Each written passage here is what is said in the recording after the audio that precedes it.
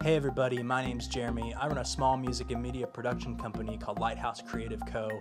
I offer creative production and consulting services for artists of all kinds in all places.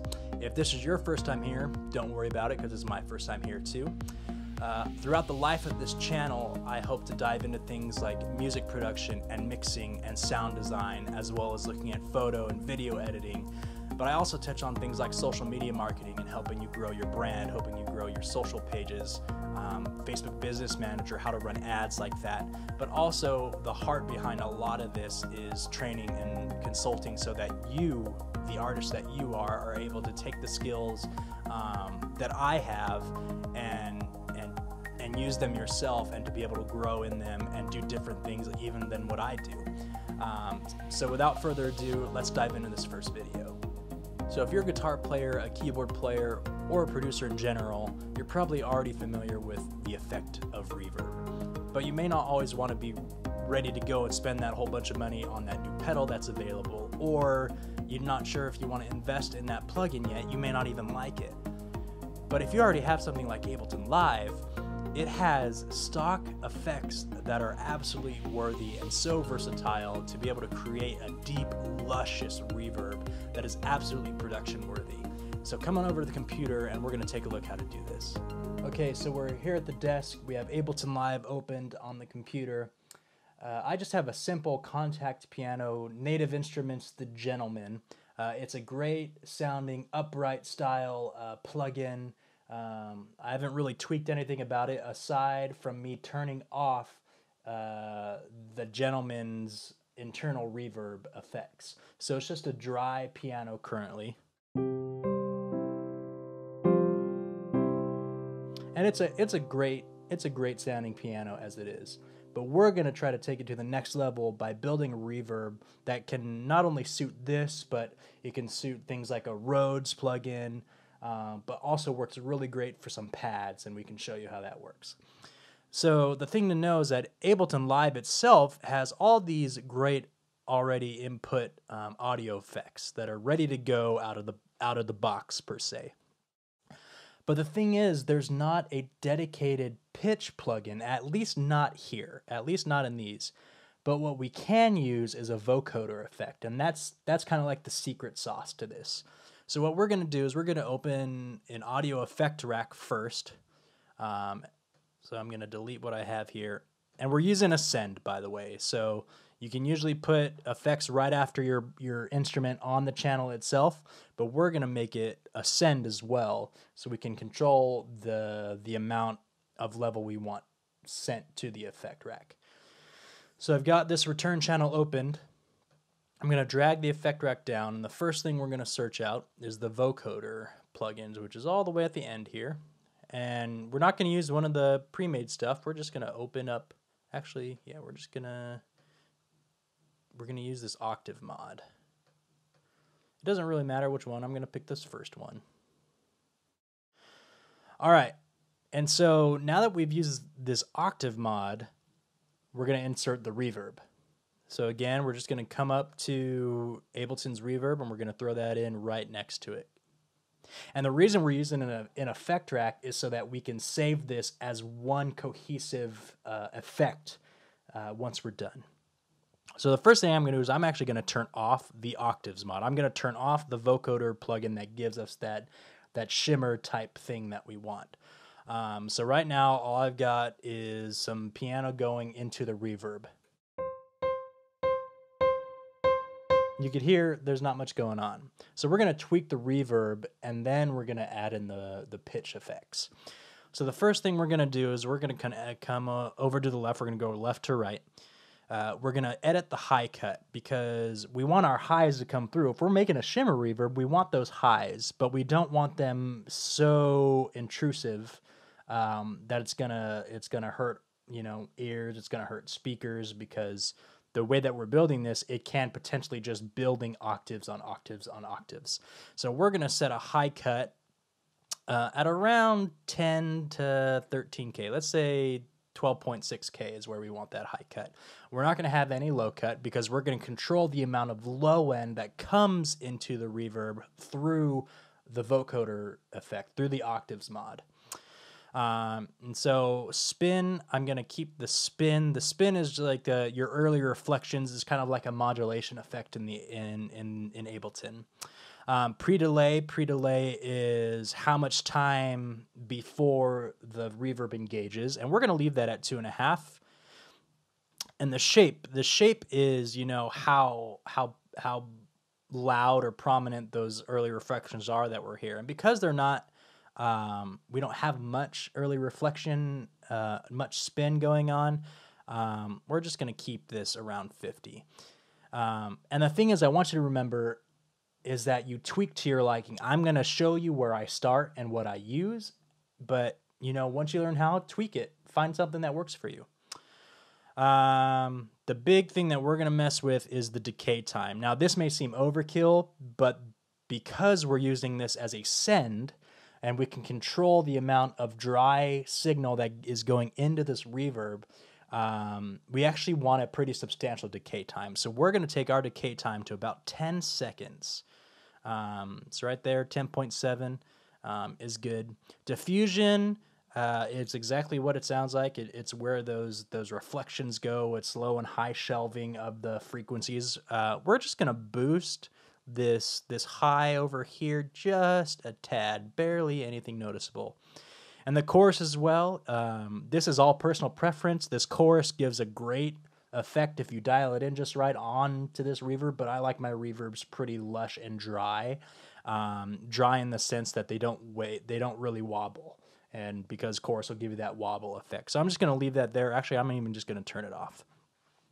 The reflections, the reflect is just how much those early reflections over here, how much you hear those. And we're going to just bump that up maybe a 1.5 dB. Diffusion, again, we don't need to mess with. Scale is a good one to know. So the scale, it really controls the sound of the diffused reverb. The sound, whether it be bright or dark, and the higher the number, the higher the percent value, the darker that reverb sound can get. I like mine in between 40 and 50% because I like a little bit of brighter reverbs because I use darker tone. I tend to go toward darker tones in my productions, whether that be a dark piano, a dark, you know, soft piano. An upright piano is not naturally really bright. A Rhodes is always pretty dark. And I use some pretty dark pads. They can open up and get pretty bright, but I like pretty warm and lush pads. And so I keep my reverb sound bright to kind of make up for that. And the dry wet signal, we're going to push that to 100% again because we're using it as a send, where we control the amount of dry that's going in so we can keep the reverb at 100. So right now this is dry piano. And this is reverb.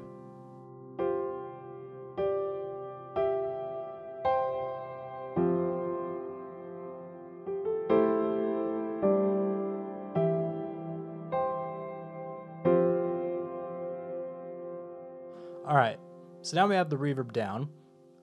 I'm gonna actually increase my decay time a little bit more, and I'm gonna increase the density, just how, you know, those thick echoes that we want.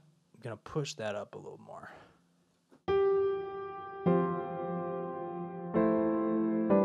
Yeah. All right, so now we have the reverb sorted out. We're gonna start working on the octaves. So because we're using the Octave mod here, this is already some settings in that is controlling pitch for the sound. It is meant for a vocoder, but we're going to use it with our tones of piano. So we're going to go ahead and enable that. And so right away, there's some things we're going to change. So the carrier, the modulator, that's all going to stay as it is. But the sensitivity, I'm going to bump up to 50%. I recommend the retro versus the precise sound because it kind of gives a little bit of an analog-ish feel.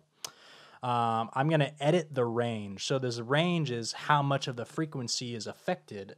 And a lot of the times you can have trouble with low end getting reverbed. And so we're going to bring this 20 hertz up to something like, let's try 200 hertz as our low end max. And then we're going to take the top end and we're going to bring it down. We'll say 5 to 6 kilohertz to start. Again, to taste. Some important stuff. Depth. Depth is, again, it's like a modulation. We're going to take that all the way to 0% where that turns it off. Attack. Attack is how fast this effect engages. So we're going to bring that up right around to about 11 milliseconds. Anywhere between 11 and 13 is where I keep mine. And then the release, I'm going to bump up to just between 700 and 800. So something like 750. Formant, again, this is personal preference. Formant is the sound of the vocoder that you would usually get. It kind of just opens and closes the frequency. Think of like a cutoff. I keep mine just as it is. So let's see what we got when we engage. So here again is some dry piano. We're going to bring in some shimmer.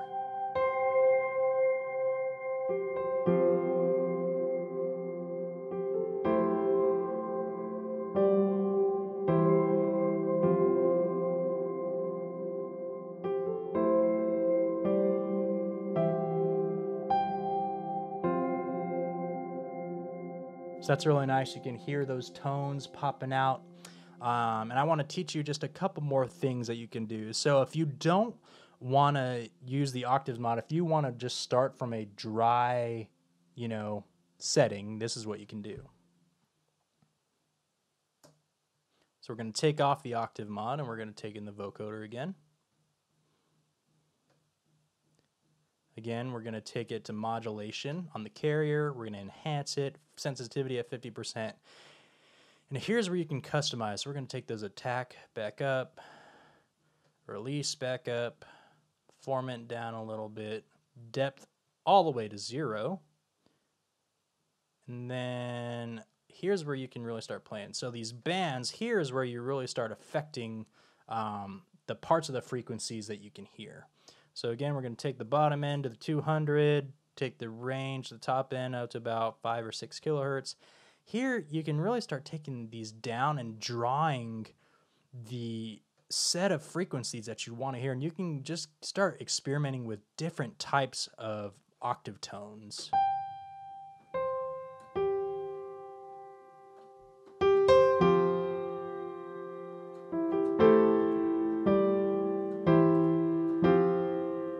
I forgot to set this to retro.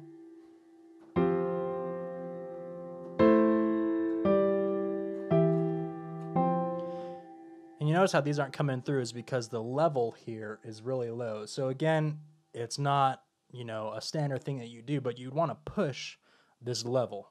So we're going to take that to 24, and now you should be able to hear and really pop through.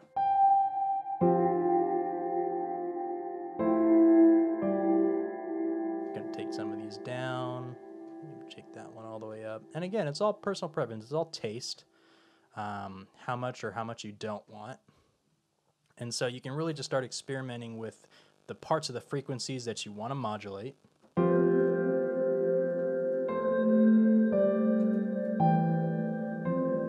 And get some really cool tones. Experiment with the number of bands that you want to have access to. 20 is usually a good start, even 12 or 16 to bring your choices down so you don't start just confusing yourself. And one last thing, if you really love the octaves of shimmers, just take that vocoder effect that you already have, Command D or Control C or whatever it is to duplicate. Command D duplicates. So now I've got 2, and the only thing I'm going to do, so it's the exact same one, the only thing I'm going to do is I'm going to bump the attack on the second vocoder up a tad more. That way it kind of flows through subtly, but you get major octave shifts.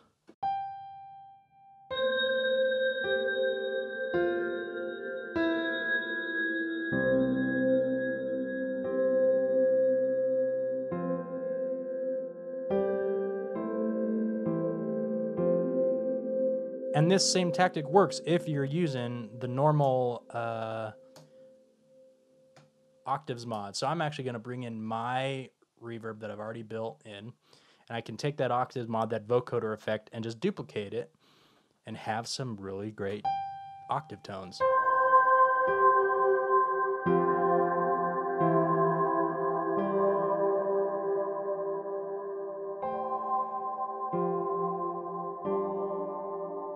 And again, you can mix and match any parts of these. You may want to take that second level down from that second octave, so maybe drop that some.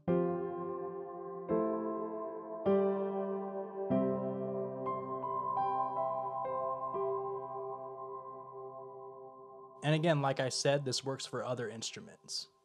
So other instruments that it could work for are something like a pad. So I've got Omnisphere pulled up, and also something like a Rhodes, but let's start with a pad first. So I've got Omnisphere. I'm just going to go to a pad that I really like to use. The Basic Dark. It's a basic dark pad. Like I said, I liked more warm, Lush pads. So I've got that. It's got some verb on it already. You can go ahead and take that off. Where is it? Oh, it's just got delays. So we're going to take some delay off. So now it's just a nice little... But it can get really interesting once you feed it into some reverb. So I'm going to change my send here.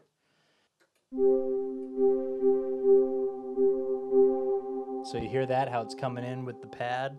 And it's just, man... It's lovely how what a you know, a typical effect that you would usually use on just like keys or guitar can work with synthesizers.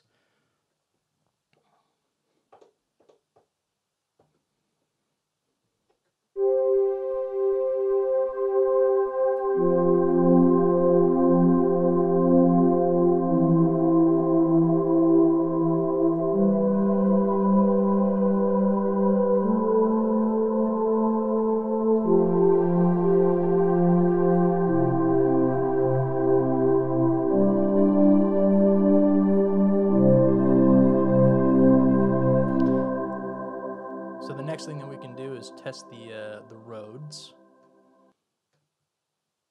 I'm going to get rid of the gentleman.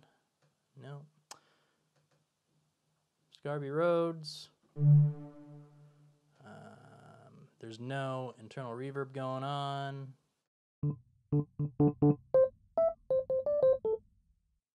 But with some shimmer verb that we just made,